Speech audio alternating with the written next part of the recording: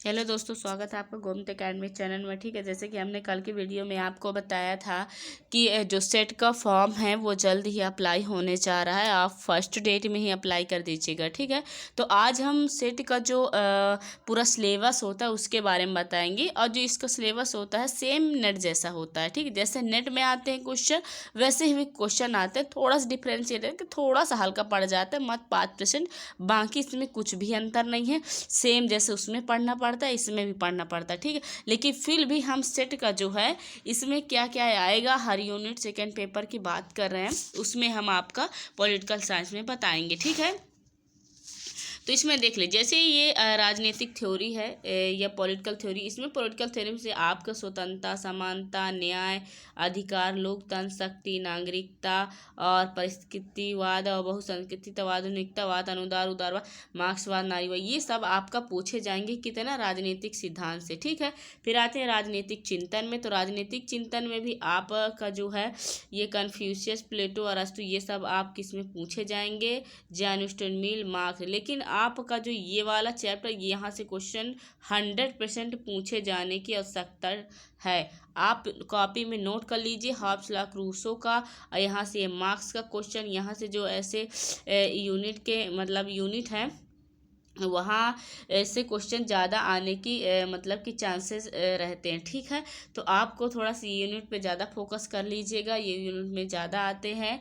और इसके बाद आता है आप राजनीतिक चिंतन आता है। राजनीतिक चिंतन में आपका धर्मशास्त्र, कौटिल्य, अगाना सूत्र और ये बरनी, कबीर, पंडिता रामाबाई, जितने भी सारे हैं ये इसमें यूनिट 3 के अंतर्गत आते हैं। फिर इसके बाद हमारा आता है यूनिट 4, जिससे तुलनात्मक राजनीति है। तुलनात्मक राजनीति में इसके उपागम जरूर पूछा जाता है, उपागम जरूर पढ़ लीजिएगा कि जैसे कि कौन कौन से मतलब कि उपागम इसके हैं। भारतीय राजनीति, संघीय अर्थव्यवस्था, ये पढ़ लीजिएगा। उपनिवेशवाद, विउपनिवेशवाद, ये पढ़ लीजिएगा। आपका यूरोपीय और गैर यूरोपीय साम्राज्यवाद पढ़ लीजिएगा। ठीक है, तो ये थोड़ा सा तुलनात्मक राजनीति अच्छे से पढ़ लीजिएगा। यहाँ से क्वेश्चन कुछ थोड़े से ज़्यादा मात्रा में 8-10 क्वेश्चन ऐसे हैं कि जो इसमें से आपका पूछे जाएंगे। ठीक है ये देखिए, ये पूरा सिलेबस सेम नेट जैसा है। ये अंतर्राष्ट्रीय संबंध है, जिसे हमने अंतर्राष्ट्रीय संबंध में बताया था। इसमें उदारवाद, यथार्थवाद और रचनावाद हैं। ये सारे सिद्धांत थ्योरी आप पढ़ लीजिएगा। गैर राजकीय कर्ता, शक्ति, संप्रभुता, सुरक्षा, परंपरा, ये सब पढ़ लीजिएगा। ठीक है, ये सारे जितने मैंने आपको बता रहे हैं ना, ये सारे, ये संयुक्त राष्ट्र संघ का पढ़ लीजिएगा। यहाँ से क्वेश्चन जब पूछे जाते हैं इसका उद्देश्य पढ़ लीजिएगा, संरचना पढ़ लीजिएगा, कार्य प्रणाली पढ़ लीजिएगा। ठीक है, अंतर्राष्ट्रीय अपराध न्यायालय पढ़ लीजिएगा। ठीक है, ये वैश्वीकरण होता जो यहाँ पे ये क्वेश्चन रहते हैं ये वाले, यूरोपीय संघ, अफ्रीका संघ, संघाई कोऑपरेशन ऑर्गेनाइजेशन संगठन, आसियान का, सार का, G20 का, ब्रिक्स का,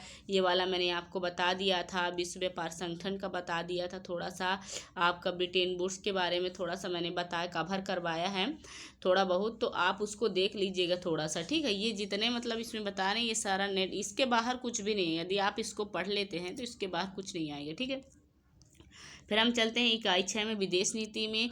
जिन्होंने भी BL फड़िया की अंतर्राष्ट्रीय संबंध पढ़ी होगी उसमें आपको दोनों देखने में, अंतर्राष्ट्रीय संबंध, विदेश नीति अलग नहीं, उसी में पूरा मेंशन रहता है। ठीक है, तो ये विदेश नीति उसी में आ जाएगा। भारत की विदेश नीति निरंतर जो बदलाव होते हैं, उसकी ऐतिहासिक पृष्ठभूमि क्या है और उसका जो है वर्तमान स्वरूप क्या है, वो सब पढ़ लीजिएगा। ठीक है, ये देखिए, इसमें करंट अफेयर से ज़्यादा मतलब वो नहीं रहता, एक काठ जो करंट अफेयर पूछ लेता ज़्यादा नहीं रहता। ये अपना सब्जेक्ट का पेपर है। अरे ये यूनिट 7 है। यूनिट 7 में आपका जो आंदोलन है वो पढ़ने, भारतीय संविधान सभा का गठन, वैचारिक अवलंब, संवैधानिक बहस है, उसके मौलिक अधिकार, नीति तत्व, ये क्वेश्चन जो है थोड़ा सा पूछा जाता है, ये में इसमें गौर कर लीजिएगा। ठीक है, केंद्रीय कार्यपालिका, उसका मंत्रिपरिषद की शक्तियाँ क्या है, सुप्रीम कोर्ट क्या है, हाई कोर्ट क्या है और न्यायिक, ये सब पढ़ लीजिएगा। ठीक है, राज्यपाल, मुख्यमंत्री, ये सब आपके भारतीय राजनीतिक संस्थाएं में आ जाएगा। ठीक है, ये देखिए यहाँ पे आपका जो यहाँ पे आ जाएगा कैग का, आपका आ जाएगा SC ST का जो भी संविधान में इसका क्या मतलब प्रावधान किए गए हैं, इसको आप देख लीजिएगा संवैधानिक, ठीक है। इसको ये वाला चैप्टर थोड़ा सा आप देख लीजिएगा, यहाँ से क्वेश्चन पूछे जाने की संभावना है।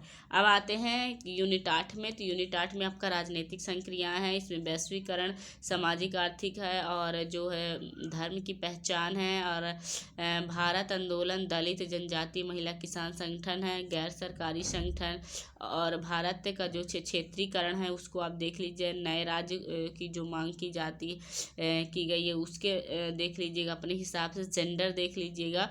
ये थोड़ा थोड़ा आप पढ़ लीजिएगा, बस यही सिलेबस है, सेम नेट जैसा सिलेबस है। पब्लिक एडमिनिस्ट्रेशन का देख लीजिए, पब्लिक एडमिनिस्ट्रेशन में सबसे बढ़िया बुक मैंने बताई थी लक्ष्मीकांत की, यदि उसमें से भी पढ़े होंगे, जो भी आपके पास गाइड है उसमें भी पढ़े होंगे, तो ये पूरा सिलेबस पूरा रहेगा आपका, ठीक है।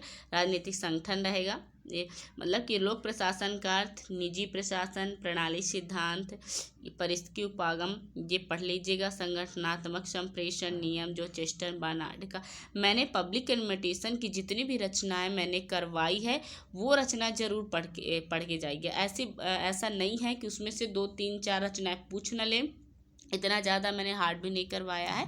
आप उसकी रचनाएं एनालिसिस जरूर करके जाइएगा, रट डालिएगा पूरी रचनाएं, 100% पूछे जाने की संभावना है, ठीक है। पब्लिक एडमिनिस्ट्रेशन की, पब्लिक एडमिनिस्ट्रेशन थोड़ा सा आप मन लगा के पढ़ भी ले, 10 मिनट यदि मन लगा के पढ़ते हैं तो आपका पब्लिक एडमिनिस्ट्रेशन बन जाएगा। जितना मतलब कि देखने में लगता है इसका सिलेबस, उतना यदि आप पढ़ेंगे तो बिल्कुल ईजिली बेस पे पढ़ लेंगे, ठीक है। तो ये आपका हो गया पूरा पब्लिक एडमिनिस्ट्रेशन का, ठीक है। थोड़ा सा मैं जूम करती हूँ। अब आते हैं आपका 10वां में। 10वां में आपका जो है ये भारत में शासन विधि और लोक नीति, ठीक है। इसका आप देख लीजिएगा। आर्थिक सुशासन के सांस्कृतिक तंत्र, सूचना का अधिकार, उपभोक्ता संरक्षण अधिकार, सिटीजन्स देख लीजिएगा।